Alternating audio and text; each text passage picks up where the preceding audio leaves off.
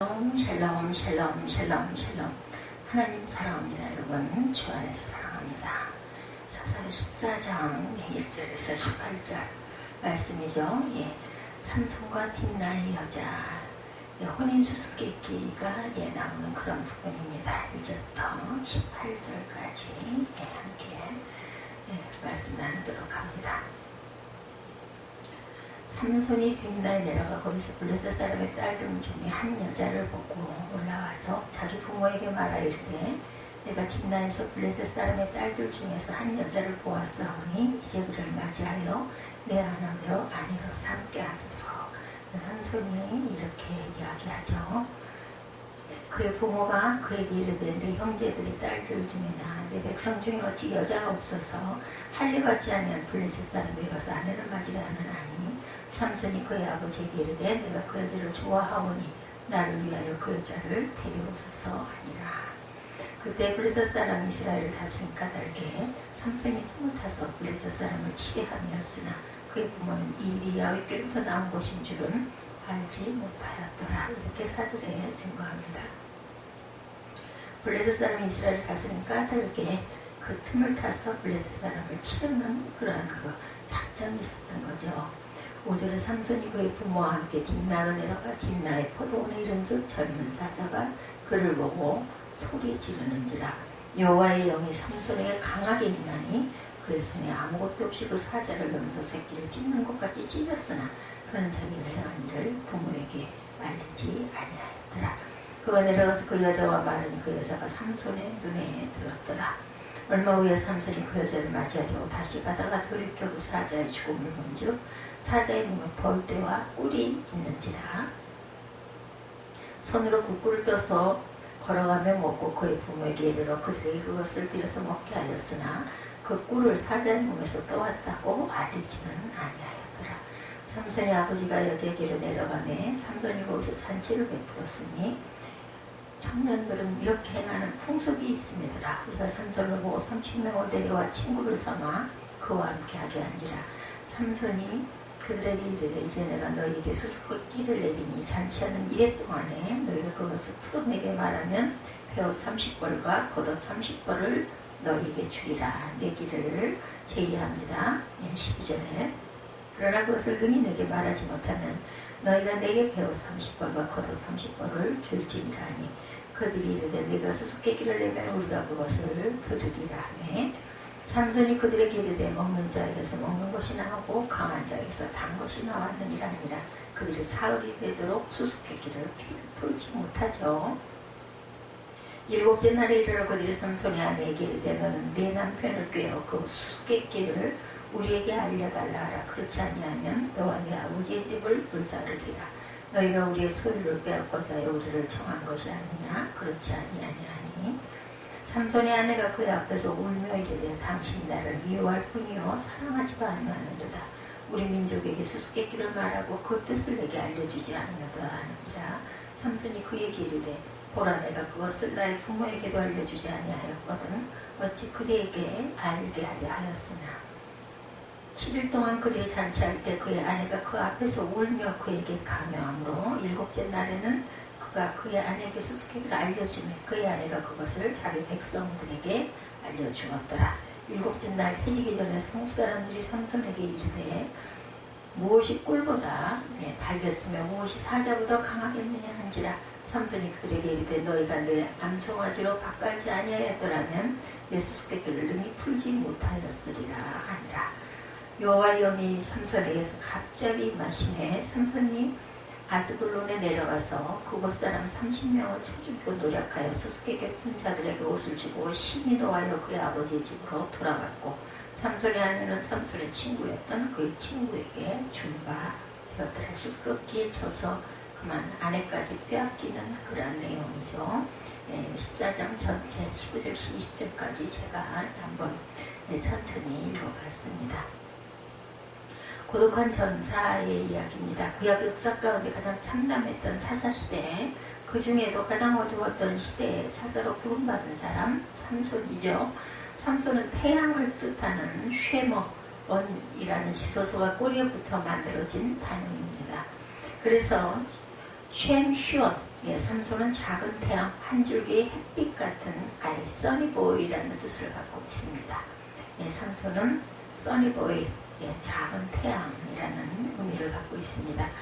예, 어둠의 땅에 한 줄기 햇빛이 비치기 시작할 때 보라, 이 햇빛이 나기 시작했다, 삼손이로다라고 우리는 외칠 수 있을 것입니다. 사사기 삼손의 이야기를 읽을 때 삼손이 무슨 실수를 하나 두 눈을 뜨고 찾을 것이 아니라 삼손의 약점과 실수 그리고 실패 뒤에 역사하시는 하나님께 우리는 관심과 시선을 두고 성경을 읽어야 합니다. 삼손 드라마의 진정한 주인공은 삼손이 아니라 하나님이시죠. 한 바보가 손가락으로 달을 가리키며 저게 뭐야 그랬더니 다른 바보가 손가락 왜 저렇게 밝아? 그랬더니 너 매니큐어에 칠했잖아 이렇게 말했다고 해요. 웃자고 나온 이야기겠죠. 달을 봐야지 왜 내 손가락을 쳐다보냐는 거죠. 손가락이 가리키고 있는 하나님을 보아야 됩니다. 삼손 이야기는 손가락입니다. 저 후배의 하나님을, 저 배후의 하나님을 보라는 거죠. 13장 마지막은 삼손이 태어나 자라매 라는 말씀으로 끝이 납니다. 14장 1절 한두 절 사이에 얼마만큼 자랐느냐? 장가를 갈 만큼 자랐습니다.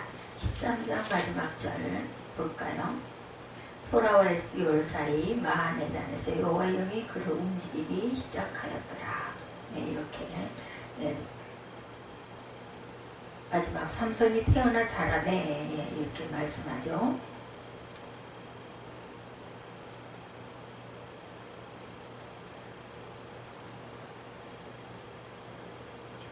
그 아이가 자라매 24절에 그렇습니다. 여호와께서 그에게 복을 주시더니 아이가 자라서 여호와가 복을 주셨어요. 그죠? 그래서 이제 14장에는 장가를 가는 부분의 내용이 나온 거죠.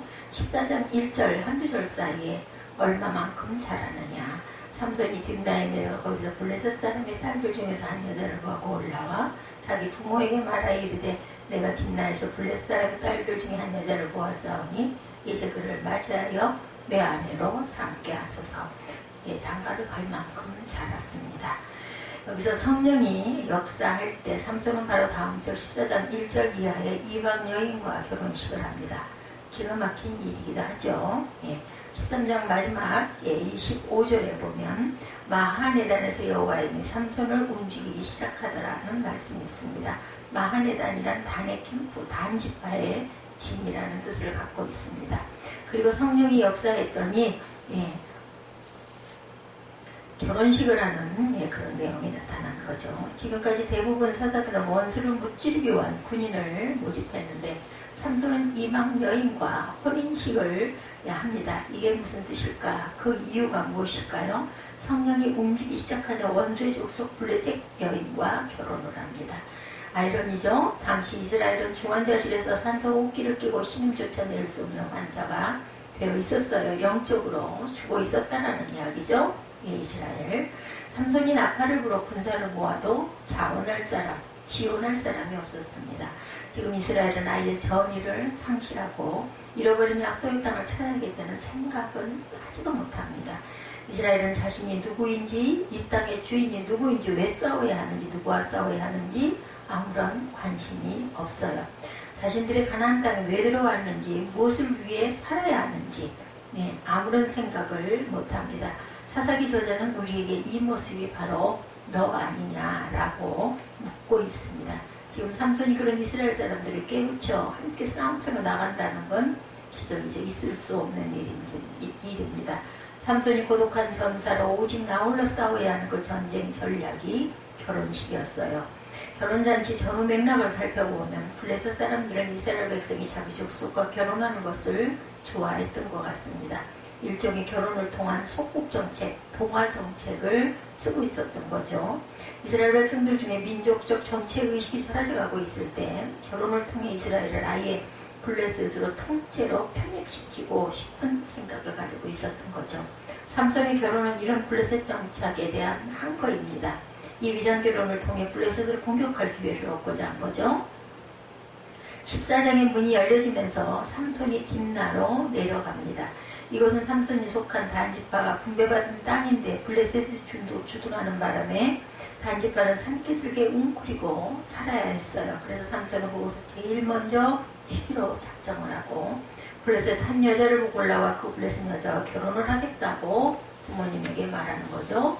그때 삼손의 부모가 하는 말이 여기 단지파 자녀도 있고 다른 형제집파 교수들도 많은데 왜 하필이면 할례 받지 아니한 블레셋 사람이 가서 아내를 맞으려 하느냐고 합니다. 여기 할례 받지 아니한 이 말은 블레셋을 멸시하는 말이고 강한 거부감을 드러내는 표현입니다. 이때 삼손이 부모에게 하는 말을 보면 내가 그 여자를 좋아하오니 그 여자를 데려오소서 라고 말하죠.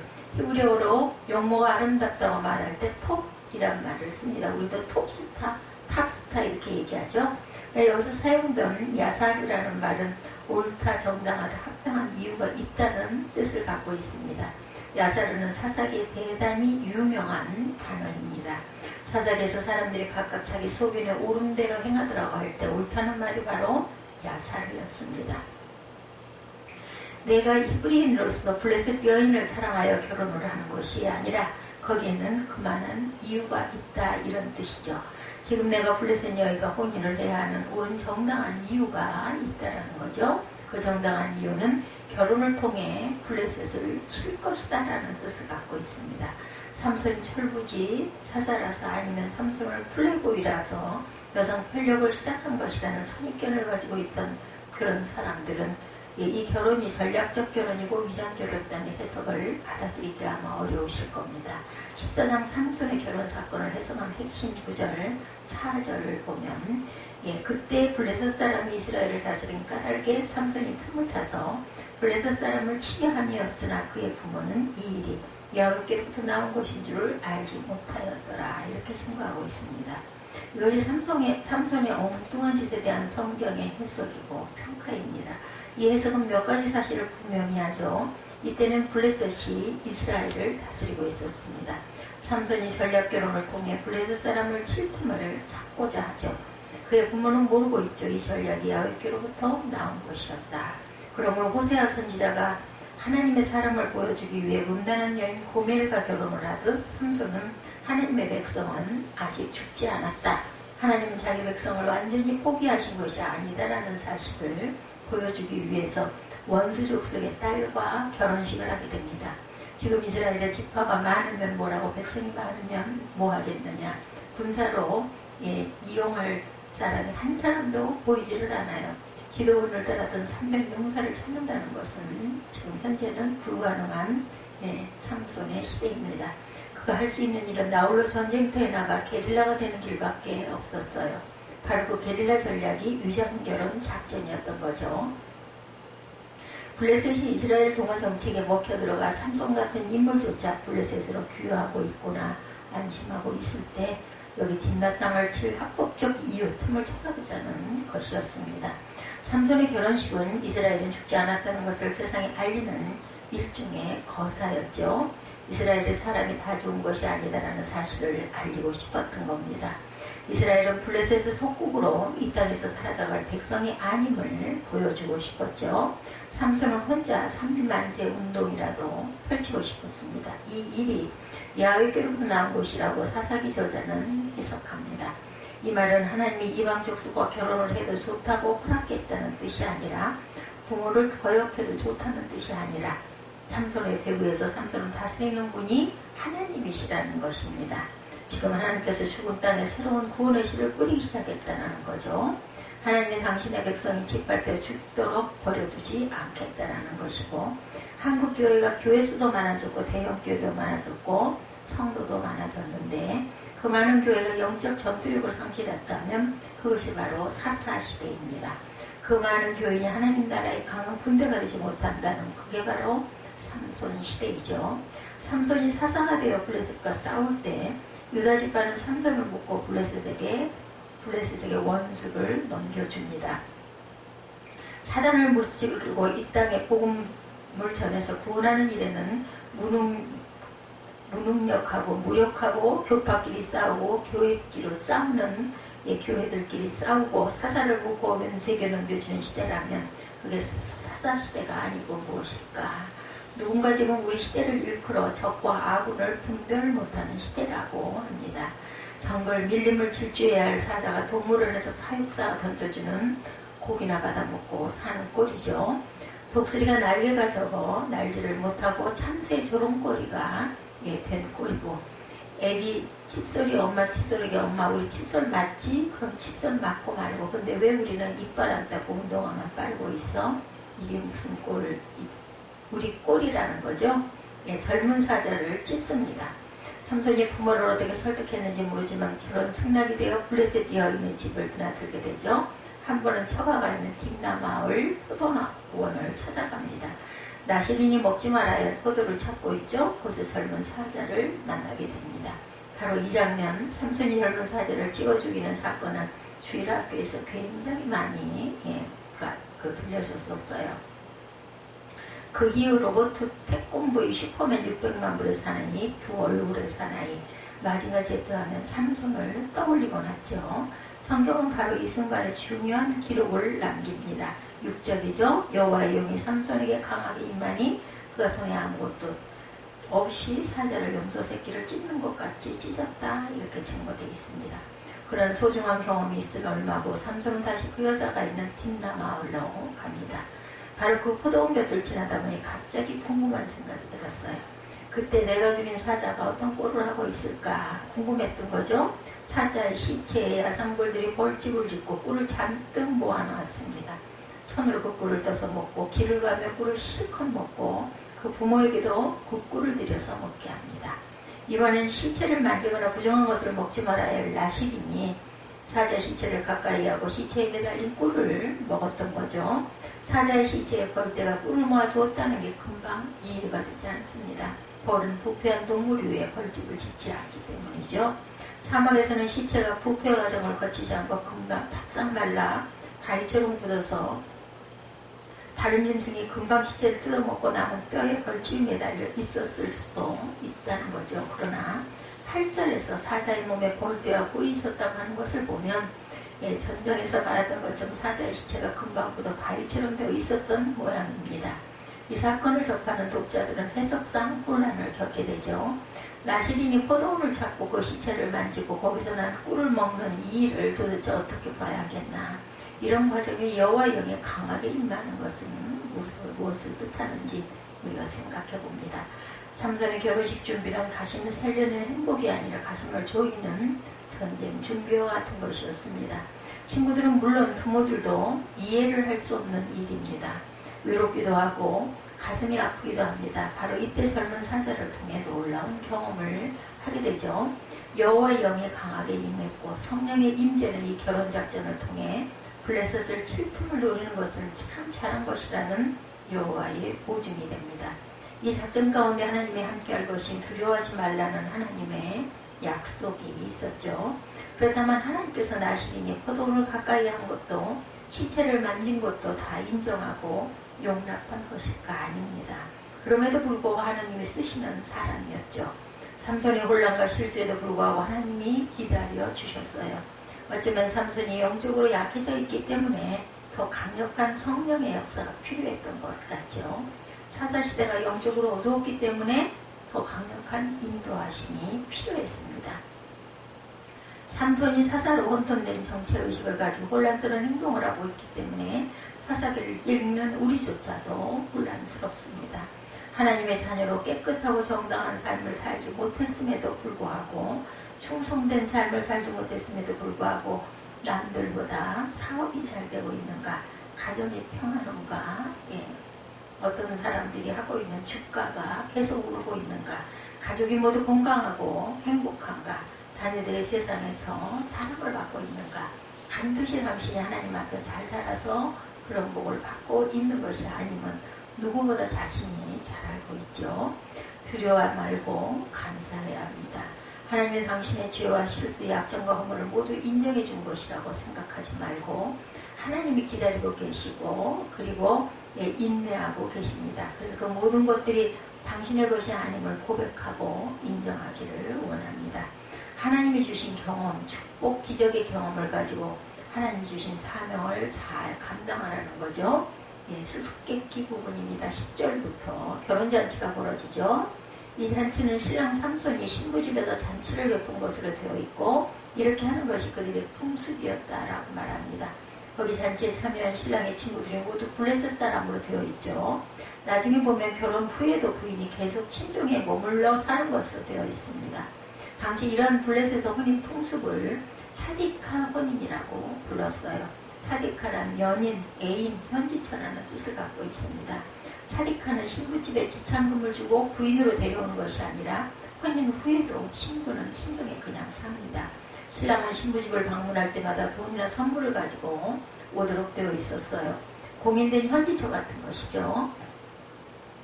삼손의 부인으로 선택된 이 여인을 사사기 14장은 처녀라는 말을 쓰지 않고 여자라고 합니다. 과부나 이혼녀였던 것 같고, 그리고 신랑의 잔치 친구로 30명이나 초대한 것을 보면 딥나마을에서 대단히 영향력이 있는 집안이라는 것을 알 수가 있습니다. 결혼 같지 않은 결혼식, 신부 같지 않은 신부, 친구 같지 않은 친구들, 그래도 삼손에겐 비교적 든든한 후원군이 될 만한 처갓집입니다. 합법적인 시비거리가 생겨서 한판 붙게 되면 그럴듯한 싸움이 될 만한 상황을 삼손은 설정을 했습니다. 결혼잔치에 흥이 달아오르고 절정에 이를 무렵에 삼손이 한판 판을 벌이죠. 수수께끼를 내서 맞추면 상을 주는 그런 풍습이 있었어요. 그러던 삼손은 수수께끼 상금을 엄청나게 크게 걸어 도박판이 되게 하고 마침내 그것이 시비와 싸움으로 이어질 것을 기대했던 거죠. 배옷, 비단, 속옷 30벌, 겉옷, 요즘으로 말하면 비싼 양복 정장 30벌 내기를 하는 거죠. 모인 들러리 친구 30명의 겉옷, 속옷을 발가벗겨 놓겠다는 속셈이었습니다. 신랑의 들러리들이나 마을 사람들을 무작정 죽일 수는 없었고, 그러나 옷을 벗어라 못 벗는다 장난한 것 가지고 왜 이러느냐, 이것은 게임이다, 이렇게 비겁하게 굴지 말아야 돼서 30명 친구들이 폭동을 일으키게 되고 결국 싸움을 격하게 만들어 일순간에 그들을 죽이겠다는 계산을 갖고 있었던 것 같습니다. 일종의 정당방위 상황을 만들어가는 거죠. 14절 수수께끼가 애매모호합니다. 수수께끼는 원래 애매모호하지만 그 해답을 알고 나면 명쾌해지는, 그래서 사람들에게 즐거움과 신선함을 주는 그런 내용들인데 삼손의 수수께끼는 그 해답이 질문보다 더 애매모호했습니다. 수수께끼는 이게 뭐지 질문 형식이 되어야 하고 대답은 그것은 이거다 서술 형식이 되어야 하는데 삼손의 수수께끼는 서술문으로 되어 있고 대답이 오히려 질문형으로 되어 있습니다. 수수께끼는 보면 타당성이 있어야 하는 삼손의 수수께끼는 자신 혼자만 경험했던 내용을 가지고 수수께끼라고 던진 거죠. 애매모호하고 알쏭달쏭하고 아리까리하고 이게 삼손의 수수께끼였습니다. 그래서 주경가들은 여기 수수께끼는 성령의 사람인지 천방지축 철부지인지 애매모호한 삼손 자신을 상징하고 있다라고 말합니다. 사사시대, 족장시대, 지파시대도 아니고 왕정시대도 아닌 모호성의 시대를 상징한다, 이렇게 해석하고 있습니다. 삼손이 활동하던 무대, 소다, 딥나, 아스불론, 소래골짜기, 가자 지역, 평지도 산지도 아닌 어중간한 산깃을 애매모호한 지역을 상징하고 있죠. 자기 멋대로 낸 수수께끼, 자기만 하는 정답, 그것이 삼손의 수수께끼 넌센스 퀴즈입니다. 차라리 퀴즈라고 보는 게 낫죠. 먹는 자에게서 먹는 것이 나오고 강한 자에게서 단 것이 나왔느니라. 이게 수수께끼입니다. 성서 연구가 바우엘 포터, 가스터, 네일 같은 사람은 블레셋 사람들이 그건 섹스다, 성생활이다라고 대답하리라고 기대했던 것 같아요. 그런데 마을 청년들이 삼손의 부인을 협박하고 부인의 눈물 어린 사랑 투정으로 결국은 수수께끼는 정답을 알아내고 말죠. 18절에 무엇이 꿀보다 달겠으며 무엇이 사자보다 강하겠느냐. 정답입니다. 이 일로 삼손이 정당하게 블레셋 딥나 도시를 치겠다던 계획은 수포로 돌아가고 맙니다. 그로써 애써 수립했던 전략을 자기 자신이 일순간 무너뜨리게 되죠. 사자보다 강했던 삼손 꿀 앞에 맥을 못 주었듯이 사자는 사자 삼손은 꿀 같은 여자 앞에 늘 맥을 못 주다 걸핏하면 실패를 반복합니다. 삼손은 실패하지만 하나님은 어떻게 블레셋을 치기 시작했는지 14장 19절부터 15장에 계속 연이어 나오죠. 삼손이 아스불론에 내려가 30명 블레셋 사람을 죽이고 옷을 빼앗아오는 얘기. 삼손이 요 300마리를 붙여가 꼬리를 묶고 불을 붙여 블레셋의 곡식밭을 태우는 얘기. 삼손이 나기 턱배로 1,000명 블레셋 군인을 죽이는 이야기. 감동과 서스펜스. 네, 이렇게 이어지죠. 사자와 꿀. 삼손이 딥나 포도원에서 경험했던 두 가지 사건은 삼손을 지켜주는 소중한 경험이 될 수 있었습니다. 두 번째는 사자의 죽음에서 꿀을 떠먹던 실패의 경험이죠. 삼손이 이 경험을 늘 묵상하며 소중히 간직했다라면 딥나의 포도원은 삼손의 영상의 고향이 될 수도 있었을 것입니다. 하나님이 함께 하시면 젊은 사자도 이길 수 있고, 그러나 경성하지 않으면 꿀에 미끄러져 넘어질 수도 있는 거죠. 하나님을 의지하면 나는 이때 같은 블레셋 앞에 젊은 사자가 될 수 있습니다. 그러나 깨어있지 못하면 그들에게 꿀이 되어 그들이 나를 빨아먹게 될 것이다. 우리 모두에게도 딥나의 포도원은 있습니다. 하나님이 함께 하셨던 승리의 경험, 작은 유혹을 이기지 못해 실패하고 넘어졌던 경험의 고향입니다. 사자를 이긴 당신이 꿀에 넘어졌던 경험은 과연 없습니까?